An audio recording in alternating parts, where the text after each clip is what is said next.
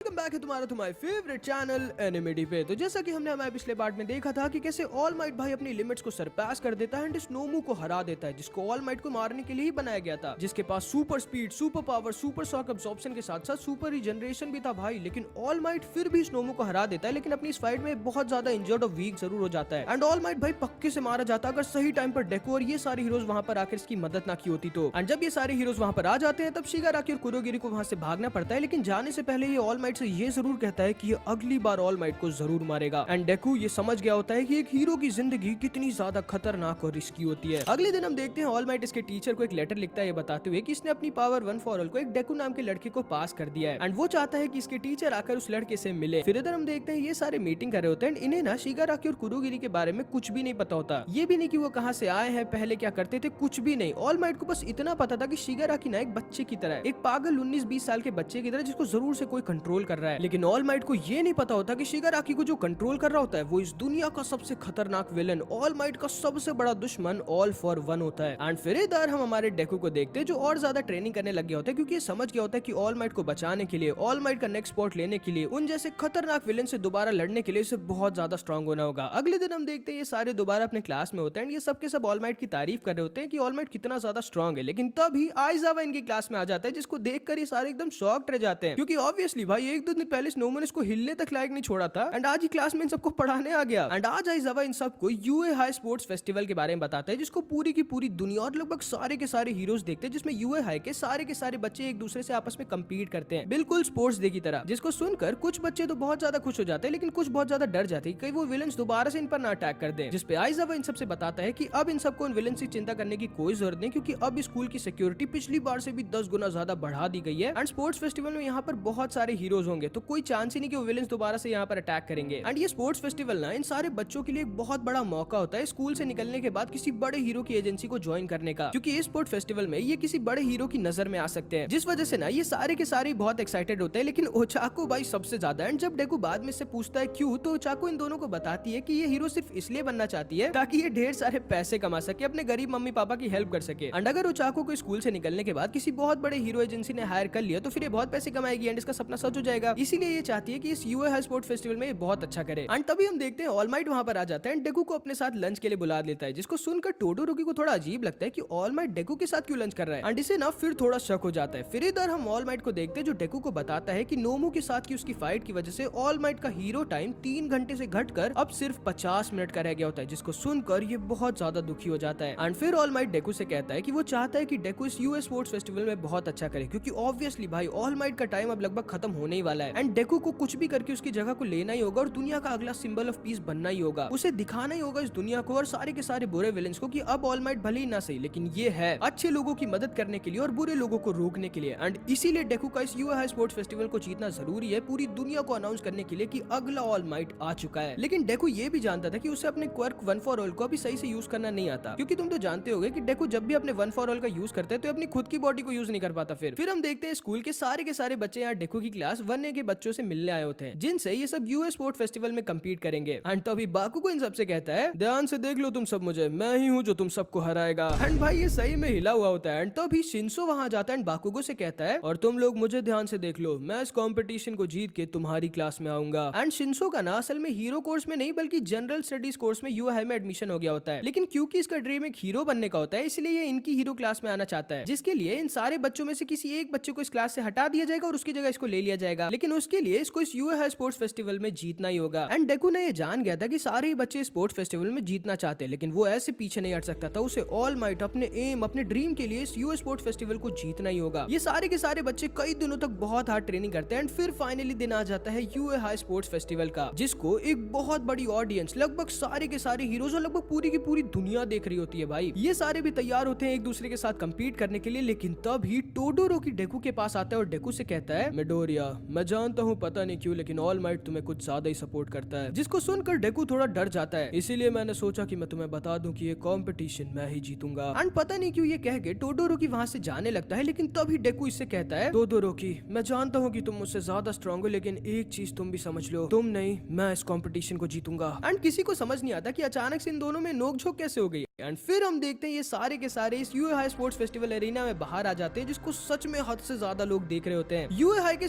सारे बच्चे इस एरिया के अंदर आ जाते हैं। डेकू की तो फट जाती है इतने सारे लोगों को देख के। एंड फिर इनकी होस्ट मिडनाइट बाकुगो को स्टेज पे बुलाती है इन सब की तरफ से कुछ बोलने के लिए इन सारे लोगों से, जिसपे बाकुगो आके स्टेज पे सिर्फ एक ही चीज कहता है, ये कंपटीशन मैं ही जीतूंगा, ये लूजर्स नहीं। जिसको सुनकर ये सारे के सारे बच्चे बहुत गुस्सा जाते हैं, सिवाय डेकू के, जो ये जानता था कि बाकुगो भाई सीरियस है, ये सच में इस कंपटीशन को जीत सकता है। एंड फिर स्टार्ट होता है इनका पहला मैच, ऑब्स्टेकल मैराथन। इन सारे बच्चों को इस पूरे के पूरे एरिना का चक्कर लगा के इसी गेट से वापस अंदर आना था, एंड जो भी सबसे पहले अंदर आ जाएगा वो इस राउंड को जीत जाएगा। लेकिन रास्ते में इन सबके सामने ना बहुत सारे ऑब्स्टेकल्स भी थे, जो कि अभी हमें आगे पता चलेंगे। ऑल माइट बहुत टेंशन में होता है, डेकू हमारा रेडी। इन लोगों की रेस स्टार्ट हो जाती है। इनका पहला ऑब्स्टिकल होता है ये पतला सा डोर, जिसमें से इतने सारे बच्चों को बाहर निकलना था। एंड ये ऑब्स्टिकल था ये देखने के लिए पहले कौन सा बच्चा बाहर निकलेगा। एंड तोदोरोकी भाई अपने दिमाग को लगाता है, अपने आई स्क्वायर का यूज कर बहुत सारे बच्चों को यहीं पर जमा देता है, एंड वहां से तुरंत ही निकल जाता है। बाकुगो और ये सारे भी इसके पीछे थे। एंड क्लास ए के तो लगभग सारे बच्चे बच गए थे, लेकिन तभी इन सबके सामने ये एंट्रेंस एग्जाम वाले रोबोट्स आ जाते हैं। एंड साथ ही साथ ये 0 पॉइंटर्स भी, जिसको डेकू ने वन शॉट में फोड़ा था लेकिन फिर हिलने लायक नहीं रह गया था। एंड तोदोरोकी तो भाई फिर से अपने सिर्फ आई स्क्वायर का यूज कर इस 0 पॉइंटर को जमा देता है, एंड दोबारा से सबसे आगे निकल जाता है। एंड ये सच में बहुत स्ट्रॉन्ग होता है भाई। एंड इसने ना सिर्फ इस रोबोट को इतना ही जमाया था कि जैसे ये निकल जाएगा ये रोबोट गिरकर दोबारा से आजाद हो जाएगा। तोदोरोकी भाई फुल दिमाग के साथ आगे बढ़ रहा होता है और सबसे आगे भाग रहा होता है। एंड इसके ठीक पीछे होता है बाकुगो, जो आसानी से 0 पॉइंटर रोबोट को पार कर आगे निकल गया होता है। डेकू की मम्मी डेकू के लिए बहुत टेंशन में होती है, लेकिन डेकू ये जानता था कि इसे भी जल्दी से कुछ करना होगा और यहाँ से निकलना होगा। किरिशिमा एंड टेट्सु दोनों अपनी हार्डनिंग का यूज कर बाकुगो टोडोरोकी के पीछे थे, एंड टोकोयामी सेरो उसके पीछे। एंड इस टोकोयामी का क्वर्क डार्क शैडो भी भाई कमाल का होता है। ये सारे के सारे हीरोज इन सबको देख रहे होते हैं। एंड तभी धीरे धीरे सही एंड ये सारे भी अपनी क्वर्क का यूज करते करते फुल स्पीड में आगे बढ़ रहे होते हैं। तभी डेकू इस टूटे हुए रोबोट के पार्ट को उठा लेता है, एंड इसकी ट्रेनिंग की वजह से ना ये काफी स्ट्रॉन्ग हो गया होता है, तो इसीलिए ये भी आसानी से इस रोबोट को फोड़कर आगे बढ़ने लगता है। एंड तभी मोमो तो भाई अपने क्वर्क से एक कैनन बना देती है बड़ी सी, एंड एक ही बार में इन सारे के सारे 0 पॉइंटर्स को निपटा देती है। एंड ये सारे के सारे इस फर्स्ट ऑब्स्टिकल को पार कर देते हैं, एंड सेकंड ऑब्स्टिकल पर आ जाते हैं, जो कि होती है एक बहुत ही खतरनाक सी बड़ी सी खाई, जिसमें अभी भी सबसे आगे टोडोरोकी होता है। एंड फिर हम हाट्सुमे को देखते हैं, जो कि यूए हाई के सपोर्ट क्लास की होती है, मतलब जो लोग शायद मशीन्स और गैजेट्स बनाते हैं हीरोज के लिए। एंड ये ना अपने गैजेट्स और मशीन्स का यूज कर इस ऑब्स्टिकल को पार करने लगती है, एंड साथ ही साथ ये सारे भी। लेकिन अभी भी सबसे आगे टोडोरोकी होता है और उसके पीछे बाकुगो। एंड तभी हम देखते हैं तोदोरोकी इस ऑब्स्टिकल को भी पार कर फाइनल ऑब्स्टिकल पर आ जाता है, जो कि होता है एक लैंड माइन ग्राउंड, जहाँ पर ढेर सारी हिडन लैंड माइन्स बिछी हुई होती हैं। एंड अगर किसी बच्चे ने इस पर पैर रख दिया तो ये लैंड माइन फट जाएगी, जिससे मरेंगे तो नहीं लेकिन बहुत इंजर्ड हो जाएंगे। तोदोरोकी संभल कर आगे बढ़ रहा होता है, लेकिन तभी हम देखते हैं बाकुगो टोडोरोकी के पास पहुंच जाता है। ये दोनों आपस में भिड़ जाते हैं। इन सारे लोगों को इस राउंड में बहुत ज्यादा दिक्कत हो रही होती है, क्योंकि अगर किसी ने भी एक लैंड माइन पर पैर रख दिया तो वो उड़ जाएंगे। ये सारे किसी तरह बच कर आगे बढ़ रहे होते हैं। सबको ये ऑब्स्टिकल सबसे ज्यादा मुश्किल लग रहा होता है, सिवाय डेकू के, जिसको ये ऑब्स्टिकल एक अपॉर्चुनिटी की तरह दिखता है। बाकुगो और टोडोरोकी अभी भी सबसे आगे होते हैं और लड़ रहे होते हैं, ये सारे इन सबसे थोड़ा पीछे। लेकिन तभी इन सब के पीछे एक बड़ा सा ब्लास्ट होता है, जिसको किसी और ने नहीं बल्कि हमारे डेकू भाई ने किया होता है, जिसने अपना फुल दिमाग लगा होता है। ढेर सारी लैंडमाइंस को एक जगह जमा कर फुल ताकत के साथ उनके ऊपर इस रोबोट के टुकड़े को एक शील्ड की तरह यूज कर कूद गया होता है, जिससे सारी की सारी लैंडमाइंस एक साथ फट जाती हैं। एंड उन सारी लैंडमाइंस के बहुत ही बड़े ब्लास्ट के इम्पैक्ट की वजह से डेकू सीधा उड़ता हुआ इन दोनों से भी आगे निकल जाता है। तोदोरोकी और बाकुगो अपनी लड़ाई भूल जाते हैं, डेकू का पीछा करने लगते हैं। एंड ऑल माइट बहुत ज्यादा खुश हो जाता है, लेकिन डेकू ये जानता था कि वो कभी न कभी तो नीचे गिरेगा ही। एंड फिर बाकुगो और टोडोरोकी दोबारा से आगे निकल जाएंगे, लेकिन तभी भाई ये फिर से अपना दिमाग लगाता है। एंड डेकू ना इस रोबोट के टुकड़े को जानबूझकर दोबारा से जमीन पर मार देता है, जिससे फिर से एक ब्लास्ट होता है। ये दोनों दूर जाकर गिर जाते हैं। मिडोरिया सबसे आगे निकल जाता है। एंड भाई मिडोरिया एक ऐसी चीज कर देता है जो किसी ने भी एक्सपेक्ट नहीं किया होगा। डेकू इस राउंड में बिना अपने क्वर का यूज करे फर्स्ट आ जाता है, एंड टोडोरोकी सेकंड और बाकुगो थर्ड। डेकू की मम्मी बहुत ज्यादा खुश हो जाती है, एंड बाकुगो बहुत ज्यादा गुस्सा, एंड ऑल माइट हमेशा की तरह बहुत ज्यादा प्राउड। लेकिन तभी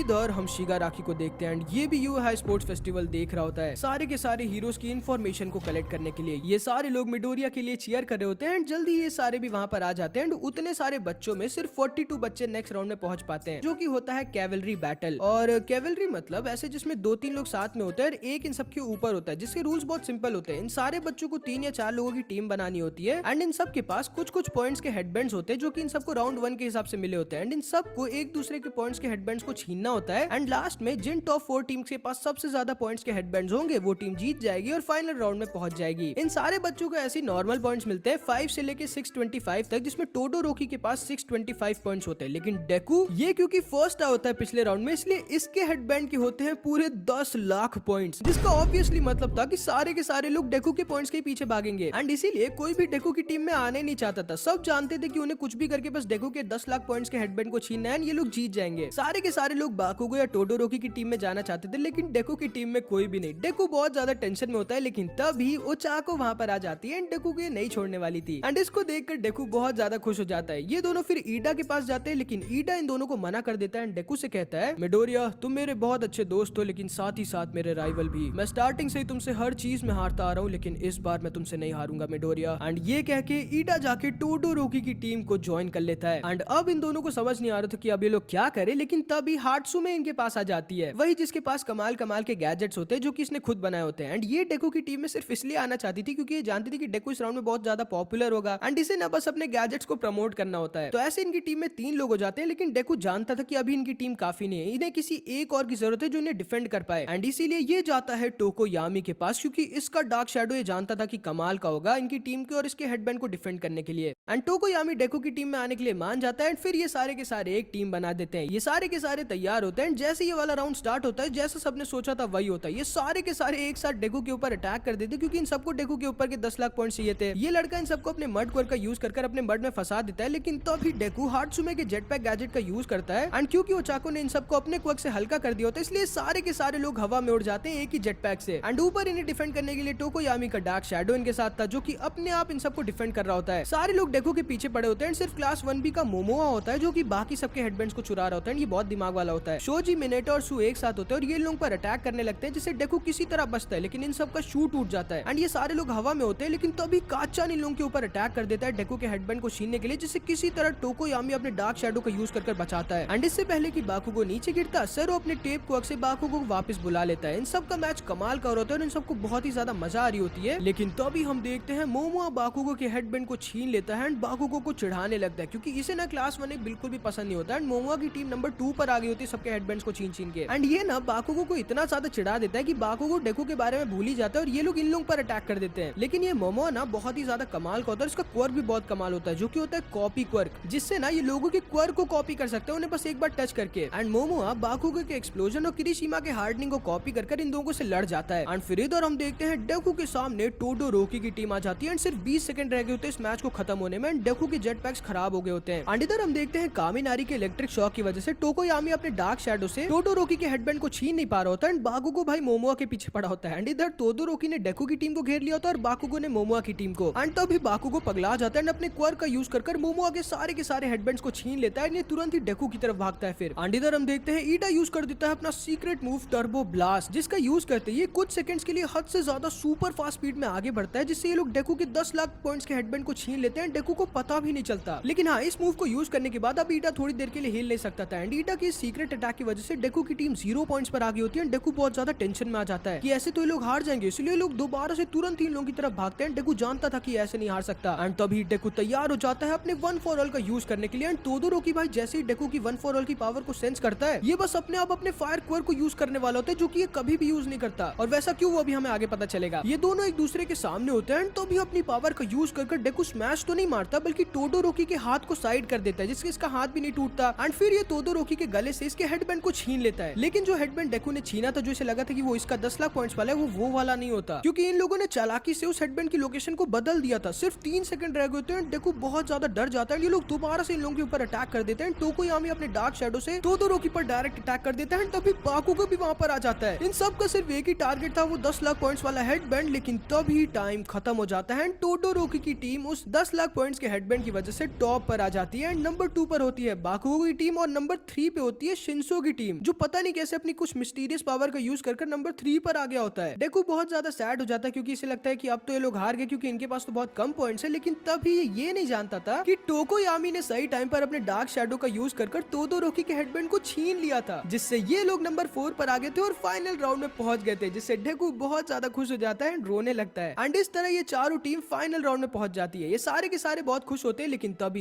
इधर हम डेकू को देखते हैं, जिसको टोडोरोकी यहाँ सबसे दूर लेकर आ गया होता है। क्या हुआ टोडोरोकी? एंड तभी टोडोरोकी इससे कहता है, मैं तुम्हारा सीक्रेट जान गया हूँ मिडोरिया। जिसको सुनकर डेकू एकदम डर जाता है। मैं जान गया हूँ कि ऑल माइट तुम्हारी इतनी मदद क्यों करता है और क्यों तुम दोनों की पावर इतनी सेम है। एंड डेकू को लगता है कि शायद सच में टोडोरोकी इसको और ऑल माइट का सीक्रेट जान गया। लेकिन तभी टोडोरोकी कहता है, मिडोरिया तुम ऑल माइट के सीक्रेट बेटे हो ना? जिसको सुनकर डेकू एकदम चुप हो जाता है क्योंकि टोडोरोकी को तो कुछ और ही लग रहा होता है भाई। एंड फिर डेकू इसे समझाता है कि नहीं नहीं मैं नहीं हूँ ऑल माइट का बेटा। एंड फिर डेकू टोडोरोकी से पूछता है कि आखिर टोडोरोकी सिर्फ अपने आइस पावर का क्यों यूज करता है, अपने फायर पावर का क्यों नहीं। एंड तब टोडोरोकी अपने पास्ट के बारे में डेकू को बताता है। एंड असल में टोडोरोकी के पापा ना ऑल माइट के बाद वर्ल्ड के नंबर 2 हीरो एंडेवर होता है, जिनका सिर्फ एक ही सपना था नंबर 1 बनने का, जो कि वो कभी ऑल माइट की वजह से बन नहीं पाए। इसीलिए उन्होंने जानबूझकर पैसों के दम पर टोडोरोकी की मम्मी से शादी कर ली जिनके पास आइस क्वर्क था, क्योंकि ऐसे ना ऑब्वियसली बहुत ज्यादा चांस थी कि इनके बेटे के पास आइस और फायर क्वर्क दोनों आ जाएगा। एंड ऐसा ही होता भी है, टोडोरोकी के पास आइस और फायर क्वर्क दोनों आ जाते हैं, जिस वजह से इसके अंदर बहुत ज्यादा पोटेंशियल होती है ऑल माइट को पीछे कर नंबर 1 हीरो बनने की, जो कि ना एंडेवर का एक तरह से एम बन गया था कि इसे ना बस कुछ भी करके ऑल माइट को नंबर 1 से हटाना था, क्योंकि इसे ऑल माइट बिल्कुल पसंद ही नहीं होता। एंड इस चीज के लिए इसका पापा पागल था भाई, इतना कि इसने टोडोरोकी की मम्मी को भी पागल कर दिया होता है। एंड टोडोरोकी की मम्मी ने ही टोडोरोकी के ऊपर उबलता हुआ पानी डालकर ये वाला स्कार टोडोरोकी को दिया था, क्योंकि वो पागल हो गई थी एंडेवर की वजह से, जो अभी हॉस्पिटल में है वैसे। एंड इसीलिए टोडोरोकी अपने पापा एंडेवर से नफरत करता है और दुनिया का नंबर 1 हीरो सिर्फ और सिर्फ अपने आइस क्वर्क का यूज कर बनना चाहता है। एंड क्योंकि ये जानता था कि डेकू की पावर भी ऑल माइट की तरह, इसलिए डेकू को ना अपने राइवल मानने लग गया है। एंड इस टोडोरोकी का पास्ट ना सच में बहुत ज्यादा सैड होता है, जो कि अभी तुम्हें आगे पूरा पता चलेगा। एंड फिर हम देखते हैं टोडोरोकी इससे कहता है मुझे कुछ भी करके नंबर 1 हीरो बनना ही होगा मिडोरिया। एंड ये कह के टोडोरोकी वहां से जाने लगता है, लेकिन तभी डेकू इससे कहता है टोडोरोकी मैं जानता हूँ तुम्हारे पास भी एक बहुत बड़ा रीजन है नंबर 1 हीरो बनने का, लेकिन मेरे ऊपर एक बहुत बड़ी रिस्पॉन्सिबिलिटी है, मेरे ऊपर बहुत सारे लोगों का भरोसा है, इसीलिए मुझे भी कुछ भी करके दुनिया का नंबर 1 हीरो बनना ही होगा। माफ करना टोडोरोकी, लेकिन मैं तुमसे हारने नहीं वाला। एंड बाकुगो भी इनकी बात को सुन रहा होता है। एंड ये तीनों भाई एक दूसरे के राइवल बन गए होते हैं नंबर 1 हीरो स्पॉट के लिए। एंड फिर हम देखते हैं स्टार्ट होता है इन सब का फाइनल बैटल राउंड, जिसमें सारे के सारे एक एक कर एक दूसरे से लड़ेंगे। एंड जो भी सबको हराते हुए टॉप पर पहुंच जाएगा वो बन जाएगा इस यूएहाई स्पोर्ट्स फेस्टिवल का विनर। एंड पहला ही मैच होता है डेकू और इस मिस्टीरियस पावर वाले शिंशो के बीच। एंड ओजिरो इसे बताता है कि वो शिंशो की टीम में था एंड उसे पता नहीं कि उसकी पावर क्या है, लेकिन ये डेकू को ये जरूर सजेस्ट करता है कि कुछ भी करके बस शिंशो से बात ना करे। एंड फिर हम देखते हैं इस राउंड का पहला बैटल स्टार्ट होने वाला होता है। मिडोरिया बहुत टेंशन में होता है। तो अभी ऑल माइट इसके सामने आ जाता है एंड मिडोरिया से कहता है यंग मिडोरिया देखो मैं बस तुमसे इतना ही कहना चाहता हूँ कि अपना बेस्ट देना और हो सके तो जीत जाना बिना अपने आप को तोड़े फोड़े। एंड फिर ये दोनों इस बैटल रिंग में आ जाते हैं। डेकू को अभी भी शिंशो की पावर का पूरी तरह से पता नहीं होता। एंड फिर इन लोगों का मैच स्टार्ट हो जाता है। एंड शिंशो डेकू से कहता है इजुको मिडोरिया नाम क्या है तुम्हारा? हाँ तुमने अभी अभी तो मुझे मेरे नाम से बुलाया। एंड डेकू भाई ओजिरो के एडवाइस को भूल जाता है एंड इसको रिप्लाई देकर इसके जाल में फंस जाता है। एंड शिंशो के पास ना ब्रेन वॉश की पावर होती है जिससे सामने वाले को कंट्रोल कर सकता है, लेकिन तभी जब सामने वाले इससे कुछ रिप्लाई दे इससे बात करे। एंड क्योंकि डेकू ने इसे रिप्लाई दे दिया होता है इसलिए शिंशो की पावर के अंदर फंस जाता है और शिंशो इसे ब्रेन वॉश कर देता है। फिर शिंशो बहुत ज्यादा खुश हो जाता है क्योंकि इसे पक्का हो जाता है कि अब तो यही जीतेगा। एंड ये डेकू को ऑर्डर देता है कि वो चुपचाप इस रिंग से बाहर निकल जाए। एंड डेकू ऐसा ही करने लगता है, ये चुपचाप इस रिंग से बाहर जाने लगता है। एंड शिंशो की पावर भाई कमाल की होती है। डेकू कुछ भी नहीं कर पा रहा होता, अपने आप को कंट्रोल नहीं कर पा रहा होता, बस चुपचाप बाहर जा रहा होता है और सारे के सारे लोग बहुत टेंशन में आ जाते हैं। लेकिन तभी डेकू जब बाहर जा रहा होता है एंड अपनी बॉडी और अपने माइंड को कंट्रोल नहीं कर पा रहा होता, तभी इसको सामने वन फॉर ऑल के अपने पास्ट के यूजर्स दिखते हैं जो कि इससे पहले वन फॉर ऑल के यूजर थे। एंड शिंशो की पावर की वजह से डेकू इन्हें पहली बार देख पाता है। एंड ये लोग डेकू की मदद करते हैं जिससे डेकू अपनी 2 उंगलियों से वन फॉर ऑल का यूज कर शिंशो के ब्रेन वॉश से छूट जाता है। एंड शिंशो के ब्रेन वॉश से छूटने का सिर्फ एक ही तरीका था, जब कोई और सामने वाले को उठाए। कोई खुद से इसकी ब्रेन वॉश से नहीं छूट सकता था। एंड क्योंकि डेकू की इन सारे लोगों ने मदद करी होती है इसलिए डेकू इसके ब्रेन वॉश से छूट जाता है। शिंशो को समझ नहीं आता कि डेकू ने ये कैसे कर दिया, ये अपने आप इसके ब्रेन वॉश से कैसे छूट गया, ये कैसे किया तुमने। एंड डेकू अब समझ गया होता है कि अब इसे कुछ भी नहीं बोलना है। फिर डेकू चुपचाप अपनी स्ट्रेंथ का यूज कर शिंशो को स्टेज से बाहर फेंक देता है एंड पहले राउंड को जीत जाता है। एंड शिंशो के हीरो कोर्स में आने के सपने को तोड़ देता है। एंड जैसा कि तुम्हें याद होगा कि हीरो कोर्स में आने के लिए इन सारे लोगों को उन रोबोट्स को फोड़ना होता है। एंड शिंशो की पावर होती तो बहुत कमाल की है, लेकिन क्योंकि उन रोबोट्स को कुछ नहीं कर सकता था इसलिए यूएहाई के हीरो कोर्स में नहीं बल्कि जनरल स्टडी कोर्स में आ पाया होता है। एंड इसीलिए ना ये स्पोर्ट्स फेस्टिवल को जीतना चाहता था ताकि ये हीरो कोर्स में जा सके और अपने हीरो बनने के सपने को सच कर सके। लेकिन क्योंकि ये हार गया होता है इसलिए इसका सपना टूट जाता है एंड ये दुखी दुखी वापस जा रहा होता है। लेकिन तभी इसके दोस्त इसे बुलाते हैं और इसे बताते हैं कि उनके आसपास सारे के सारे जो हीरोज बैठे वो शिंशो को अपनी एजेंसी में लेना चाहते हैं जब ये ग्रेजुएट हो जाए, क्योंकि इसका क्वर्क कमाल का होता है। जिसको सुनकर शिंशो बहुत ज्यादा खुश हो जाता है एंड डेकू इस तरह अपने पहले मैच को जीत जाता है। फिर मैजिक नर्स की वजह से इसकी उंगलियां भी दोबारा से ठीक हो जाती है। एंड अब टाइम होता है दूसरे मैच का टोडोरोकी और शेरो के बीच। लेकिन जब टोडोरोकी स्टेज की तरफ जा रहा होता है तभी इसके सामने दुनिया का नंबर 2 हीरो एंडेवर आ जाता है जो टोडोरोकी से कहता है शोटो तुम जानते हो कि अगर तुम मेरी फायर पावर का यूज करोगे तो तुम आसानी से इस पूरे यूएहाई स्पोर्ट्स फेस्टिवल को जीत सकते हो। आखिर कब तक बच्चों की तरह अपनी जिद पर अड़े रहोगे? तुम्हें समझना होगा शोटो कि मेरी पावर के बिना तुम कभी नंबर 1 नहीं बन सकते। लेकिन तभी टोडोरोकी कहता है मुझे आपके पावर की कोई जरूरत नहीं है इस इवेंट को जीतने के लिए एंड दोबारा मुझे कोई एडवाइस मत दीजिएगा। एंड भाई तोदोरोकी का दिमाग हिला हुआ था एंड ये बहुत ज्यादा गुस्से में होता है, इसलिए जैसे ही इसका और सेरो का मैच स्टार्ट होता है ये अपनी फुल पावर का यूज कर देता है एंड सेरो के साथ साथ आधे स्टेडियम को जमा देता है भाई। एंड ये सच में बहुत ज्यादा स्ट्रांग होता है एंड ये आसानी से सेरो को हरा देता है जो बेचारा अपनी पावर तक को यूज नहीं कर पाया होता। एंड तोदोरोकी भाई सिर्फ अपने पापा को दिखाने के लिए सेरो को कुछ ज्यादा ही गंदा एक तरफा हरा देता है। इन सबको यकीन नहीं होता कि तोदोरोकी कितना ज्यादा स्ट्रांग है, लेकिन बस डेकू ये जानता था कि तोदोरोकी क्यों इतना ज्यादा गुस्सा और दुखी है। एंड डेकू ये भी जानता था कि क्योंकि डेकू और तोदोरोकी दोनों ही अपने अपने पहले मैच में जीत गए हैं, इसलिए अगला मैच डेकू का तोदोरोकी के साथ ही होगा, जो कि भाई मैं पहले ही बता दे रहा हूँ बहुत ही ज्यादा कमाल और बवाल होगा इन सब की फाइट्स के साथ, जो कि हम लोग अगले एपिसोड में देखेंगे, जो कि मैं इसी वेडनेसडे को पक्के से पोस्ट कर दूंगा, पक्के से। तो तैयार रहना, ठीक है। एंड अपने भाई एनिमिटी को सपोर्ट करते रहना। तो मिलते हैं अगली वीडियो में, तब तक के लिए अपना ख्याल रखना, बाय बाय।